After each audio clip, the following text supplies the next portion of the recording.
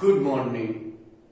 कक्षा 12 अध्याय 5 कांग्रेस प्रणाली चुनौतियां एवं पुनर्स्थापना। कांग्रेस प्रणाली की चुनौतियां एवं पुनर्स्थापना हम पढ़ रहे थे। इसका एक लेक्चर कंप्लीट हो गया है। दूसरे लेक्चर में आज हम आपके समक्ष प्रस्तुत हैं। यदि किन्हीं छात्रों ने हमारा ये चैनल सब्सक्राइब नहीं किया है तो प्लीज वो सब्सक्राइब कर लें, इसे शेयर करें, इसे लाइक करें। चलिए आगे बढ़ते हैं। कांग्रेस प्रणाली चुनौती और पुनर्स्थापना। किस तरीके से कांग्रेस स्थापित हुई और किस तरीके से उसे चुनौतियां मिली, चुनौतियों के पश्चात कैसे वो पुनर्स्थापित हुई, इसके बारे में मैंने पहले आपको बता दिया। आज हम देखते हैं कि इंदिरा जी और सिंडिकेट में जब द्वंद्व स्थापित हो गया तब इंदिरा जी ने कई ऐसे लोकप्रिय जनता के लाभ के लिए निर्णय लिए जिसमें प्रधानमंत्री और उप प्रधानमंत्री या वित्त मंत्री मोरारजी देसाई में आपस में ठन गई। दोनों एक दूसरे के आमने सामने आ गए और इन स्थितियों में स्पष्ट रूप से एक कलह कांग्रेस के अंदर दिखाई देने लगा। इस कलह की जड़ में जो निर्णय थे वो इस प्रकार थे। एक तो इंदिरा जी ने बैंकों का राष्ट्रीयकरण कर दिया था, बैंकों का राष्ट्रीयकरण कर दिया था और राजा महाराजाओं के इनके जो प्रीवी पर्स थे वो समाप्त कर दिए थे।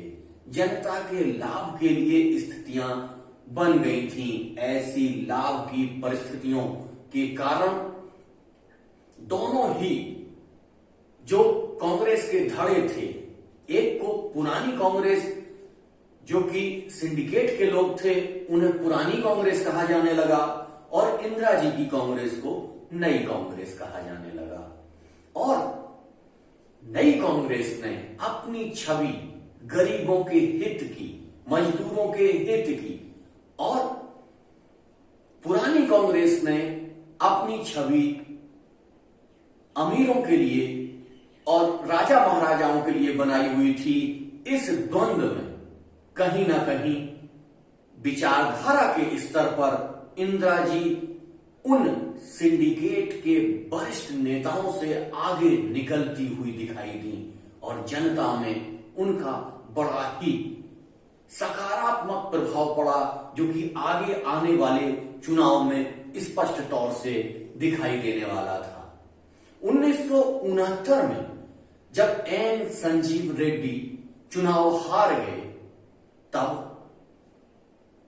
कांग्रेस के अध्यक्ष ने एक बड़ा ही क्रांतिकारी निर्णय लिया और उन्होंने इंदिरा गांधी को कांग्रेस पार्टी से निकाल दिया, निष्कासित कर दिया। इंदिरा गांधी को कांग्रेस पार्टी से निष्कासित कर दिया।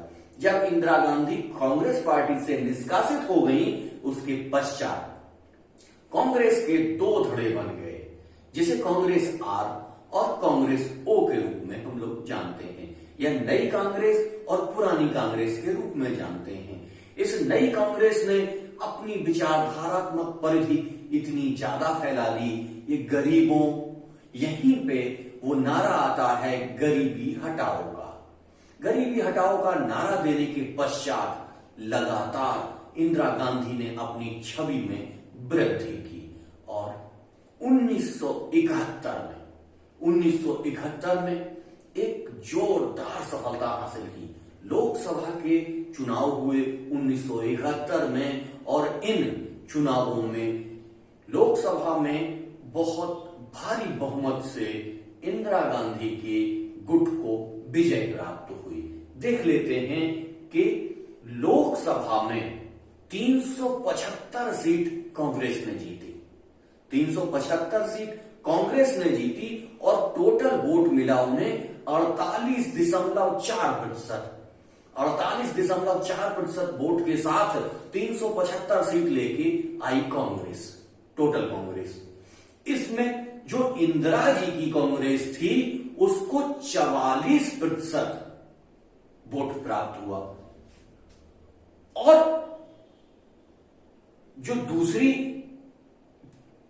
कांग्रेस थी उस कांग्रेस को मात्र 16 सीटों पर संतोष करना पड़ा। 16 सीट लेकर इतना पिछड़ गए थे ये लोग कि कांग्रेस में केवल और केवल इंदिरा जी का दबदबा कायम हुआ। इस दबदबे के साथ यहीं पर कांग्रेस की पुनर्स्थापना होती हुई दिखाई दे रही है, जहां पहले समाजवादी नेताओं के द्वारा, जेपी के द्वारा,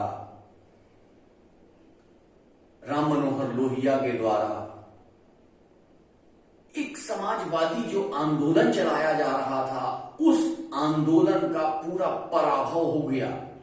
उस आंदोलन का लोगों ने उस आंदोलन को नकार दिया और इंदिरा जी को पूरी तरीके से स्वीकार करते हुए इतनी अधिक सीटें उन्हें प्रदान की।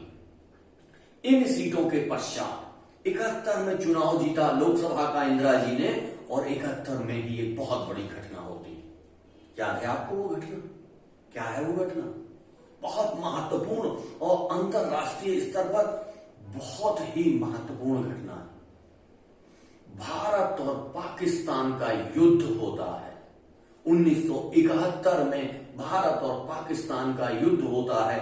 अभी लोकसभा में विजय प्राप्त की इंदिरा जी ने और वहीं भारत और पाकिस्तान का युद्ध सामने खड़ा दिखाई देता है। इस युद्ध में, इस रण कौशल में उनकी जीत हुई और रण कौशल में जीत होने के पश्चात उन्होंने पाकिस्तान को 2 भागों में विभाजित कर दिया, एक पश्चिमी पाकिस्तान, एक पूर्वी पाकिस्तान। और पूर्वी पाकिस्तान जिसे आज हम लोग बांग्लादेश के नाम से जानते हैं, तो पश्चिमी पाकिस्तान पाकिस्तान रह गया, पूर्वी पाकिस्तान को बांग्लादेश के रूप में परिवर्तित कर दिया गया। इसमें भारत की बहुत महत्वपूर्ण भूमिका थी। महत्वपूर्ण भूमिका के साथ साथ भारत के रिसोर्सेज पर भी बहुत बुरा प्रभाव पड़ा। इससे बहुत सारे बांग्लादेशी शरणार्थी भारत में आ गए। भारत के पास अपनी ही जनसंख्या इतनी अधिक थी कि उसे संभालना बहुत मुश्किल हो रहा था। अकाल पड़ रहा था, सूखा पड़ रहा था। इस अकाल और सूखे की स्थिति से खाद्यान्न की पैदावार बहुत कम हो गई थी, लेकिन इस खाद्यान्न की पैदावार की कमी के बावजूद भी इतने सारे शरणार्थियों का आगमन भारत में हो गया कि नई नई समस्याएं इंदिरा जी के सामने आती रही। लेकिन इंदिरा जी ने अपने वैज्ञानिकों को कहा कि इस समस्या से निजात दिलाना है, कैसे भी निजात दिलाना है, और यहीं से सूत्रपात होता है हरित क्रांति का। यहीं से वो हरित क्रांति तो बाद में होती है, लेकिन सूत्रपात यहीं हो जाता है। और हरित क्रांति के बाद पीली क्रांति, श्वेत क्रांति, नीली क्रांति, बहुत सारी क्रांतियां आई देश में। वो सारी की सारी क्रांतियां सबसे पहले हरित क्रांति के रूप में हमको दिखाई देती हैं। हरित क्रांति के पश्चात ये सारी क्रांतियां हमको दिखाई देती हैं। तो लगातार 71 में जैसे ही भारत ने पाकिस्तान को हराया और पाकिस्तान के 2 टुकड़े कर दिए, तो भारतीय जनमानस में इंदिरा जी की जो प्रतिमा थी वो देवी दुर्गा की तरीके से हो गई। लोग उनमें देवी दुर्गा की छवि देखने लगे और मानने लगे कि नहीं, इंदिरा जी का जो प्रभाव है वो बहुत ही अच्छा है, वो एक देवी का अवतार है। इस स्थिति में निश्चित तौर से कांग्रेस की पुनर्स्थापना हुई। 1972 में राज्यों में चुनाव हुए। 1972 में राज्यों में चुनाव हुए और राज्यों में भी कांग्रेस को अपार सफलता मिली।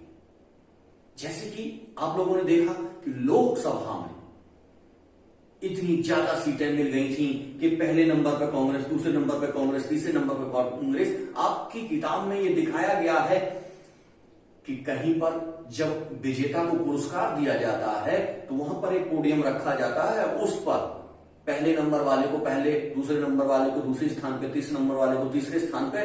लेकिन आपके यहाँ एक कार्टून बनाया गया है, उसमें तीनों जगह इंदिरा गांधी को खड़े हुए दिखाया गया है, यानी कि दूसरे और तीसरे नंबर पे कोई था ही नहीं।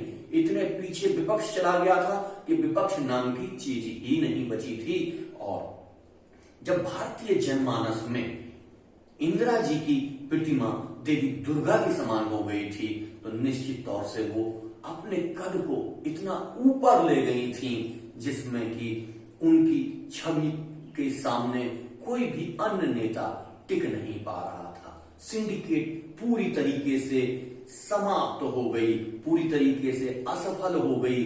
इस असफलता के दौर में जो आपने पहले देखा था, कर्पूरी ठाकुर, जेपी लोहिया के समाजवादी विचारों को पूरी तरीके से जनता ने नकार दिया। जनता ने इनकी बातों को सुनना ही बंद कर दिया। और इस स्थिति में कांग्रेस ने अपनी पुनः स्थापना की या पुनर्स्थापना की।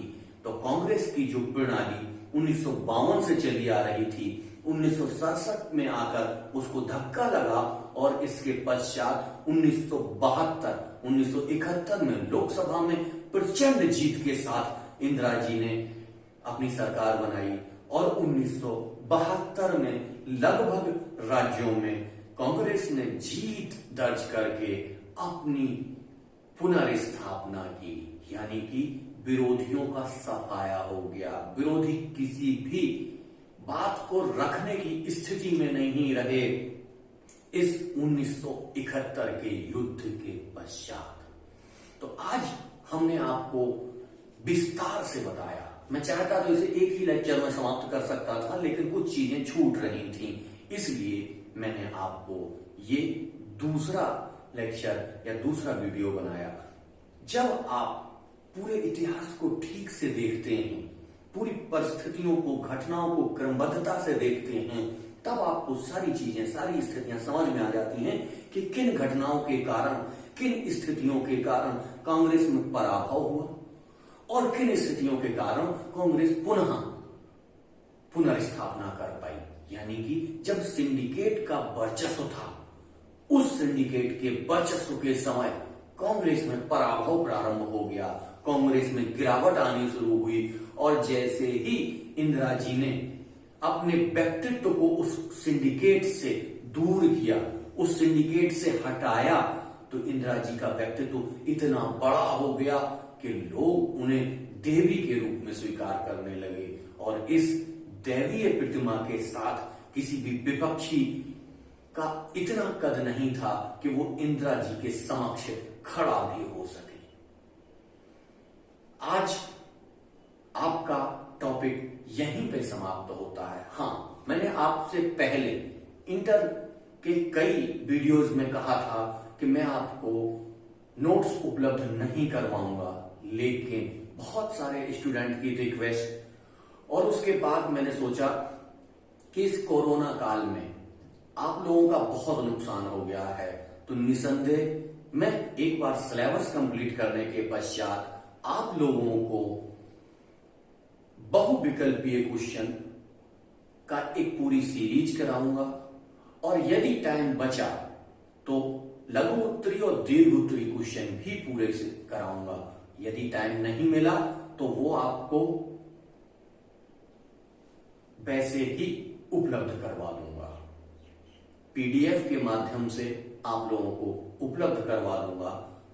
इसलिए आप लोग परेशान ना हो, जरा भी डरे नहीं, अपने सिलेबस को क्रमबद्धता के माध्यम से समाप्त करते हुए चलें, जो कि आपके लिए हितकर रहेगा।